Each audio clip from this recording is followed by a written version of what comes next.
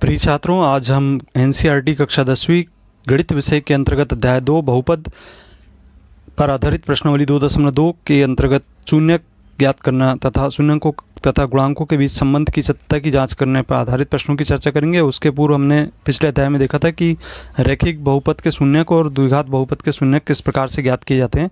आइए आज हम यहाँ पे सीखते हैं रैखिक बहुपद के शून्यक। यहाँ पे हमारे पास बहुपद दिया गया है ax धन b। अब इस रैखिक बहुपद में ax धन b में हम इसको इस तरीके से ax धन b बराबर 0 लिख सकते हैं। पक्षांतर करने पर ax बराबर ऋण b और x बराबर ऋण b बटे a लिखा जा सकता है। अब इसके बाद ऋण b का मतलब है कि यहाँ अचर पद के रूप में है और जो a है वह x का गुणांक है, तो यहाँ नीचे लिखेंगे हम x का गुणांक। तो इस प्रकार से रैखिक बहुपद के शून्यक हो गए और उसकी सत्यता की जांच। इसके बाद हम द्विघात बहुपद के शून्यक। द्विघात बहुपद हमारे पास व्यापक रूप ज्ञात है ax² धन bx धन c। इसके अंतर्गत यदि इसको हम 0 के बराबर लिख दें, इसके मान लीजिए कि हमारे पास शून्यक अल्फा एवं बीटा हैं,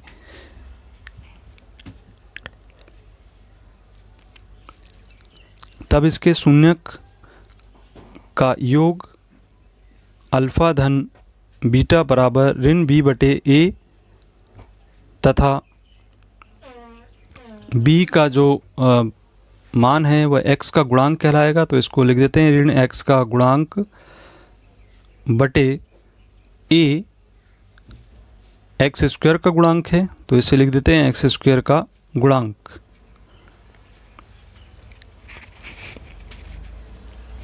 अब इसके बाद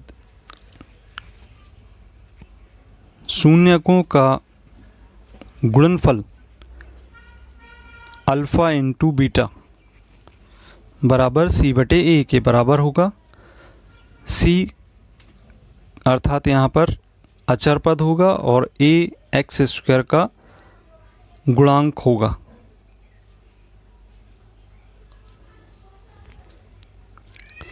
अब त्रिघात बहुपद कभी कभी प्रश्न परीक्षा में पूछे जाते हैं इसके शून्यक के, तो किस प्रकार से ज्ञात कर सकते हैं। इसका त्रिघात बहुपद आप देख रहे हैं, यहाँ इसका व्यापक रूप ax की घात 3 धन bx की घात 2 धन cx धन d होता है। अब इसमें मान लें कि इसके शून्यक अल्फ़ा बीटा एवं गामा हैं,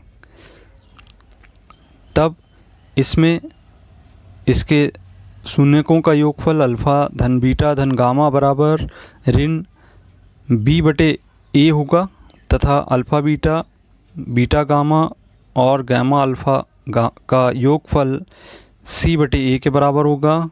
और इसी प्रकार से तीनों का गुणनफल अर्थात alpha into beta into gamma, इन तीनों का गुणनफल बराबर ऋण d बटे a के बराबर होगा। तो इसे याद रखना, हमें इसके प्रश्न हल नहीं करना है लेकिन इसे याद ज़रूर रखना है।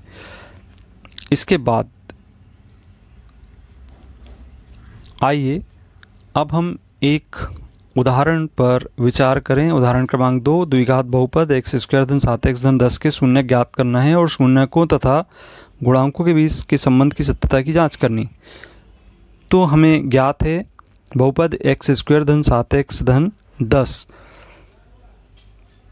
इसके हम गुणनखंड ज्ञात करेंगे। इसके लिए हम देखते हैं एक रफ पेपर पर कि गुणनखंड क्या हो सकते हैं।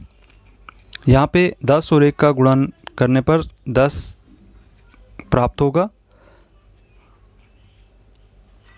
अब हमें 10 के ऐसे दो संख्याएं के रूप में लिखना है, गुणा करने पर हमें 10 प्राप्त हो जाए और योग करने पर हमें 7 प्राप्त हो जाए। तो 10 की ऐसी दो संख्याएं हमें विचार करनी है। तो हम विचार कर सकते हैं।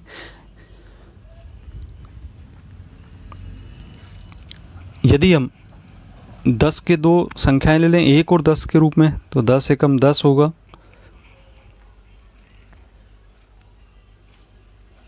एक गुणित 10 और इसी तरीके से 2 गुणित 5 इन दोनों संख्याओं पर विचार करें तो देखते हैं कि 10 और 1 11 तो हो जाएगा, लेकिन 10 में से 1 घटाने पर 9 प्राप्त होगा, लेकिन 7 प्राप्त नहीं हो रहा है। और इसी तरीके से 2 का गुणा 5 में करने पर 10 प्राप्त हो जा रहा है, परंतु 2 और 5 7 हो जाएगा। तो ये हम इस संख्या पर विचार कर सकते हैं कि 2 और 5 ली जा सकती है। तो इसे 2x धन 5x के रूप में लिखा जा सकता है। अब इस पे हम आइए देखते हैं किस तरीके से लिखेंगे। एक्स स्क्वायर धन 2x धन 5x धन 10।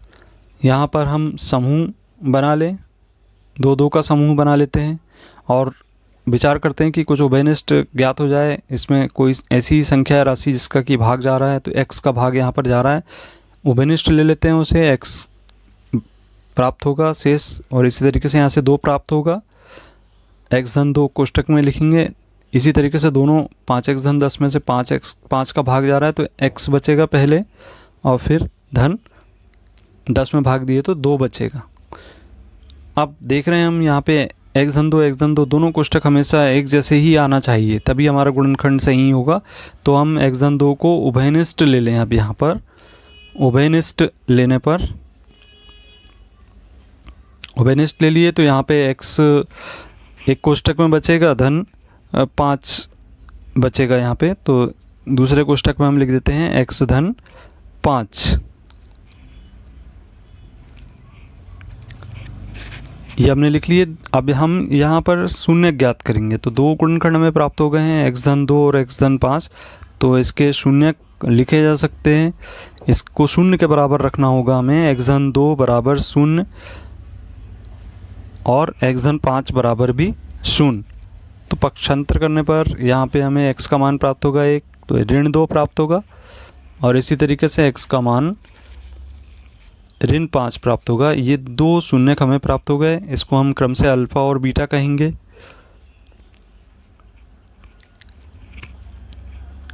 अब हम यहाँ पर जांच करते हैं कि शून्यकों का योगफल बराबर अल्फा धन बीटा। तो शून्यकों का योग यहाँ पर देख रहे हैं, ऋण 2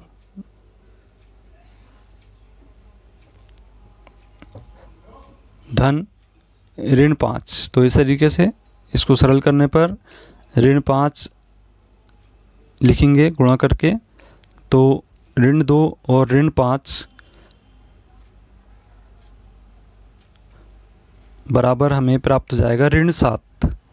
इसको हम इस तरीके से भी लिख सकते हैं, ऋण 7/1। अब आप देख रहे हैं जैसा कि ऊपर हमने बहुपद देखा था, तो ऋण 7 जो है x का गुणांक है और 1 x स्क्वायर का गुणांक।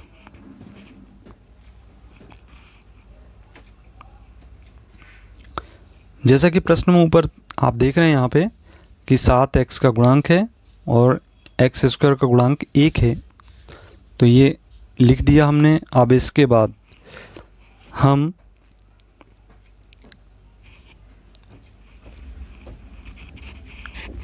शून्यकों का गुणनफल लिखेंगे। शून्यकों का गुणनफल बराबर होता है अल्फ़ा इंटू बीटा। अल्फ़ा का मान ऋण 2 और बीटा का मान ऋण 5 रखेंगे, गुणा करेंगे आपस में तो 10 प्राप्त हो जाएगा धन। और इसको हम 10/1 लिख सकते हैं। 10 यहाँ पे हमारा अचर पद है, तो जैसा कि ऊपर प्रश्न में आपने देखा बहुपद अचर पद और यहाँ पे 1 x स्क्वायर का गुणांक होगा। तो इस प्रकार से हम देख रहे हैं कि सत्यता की जांच हो सकती है।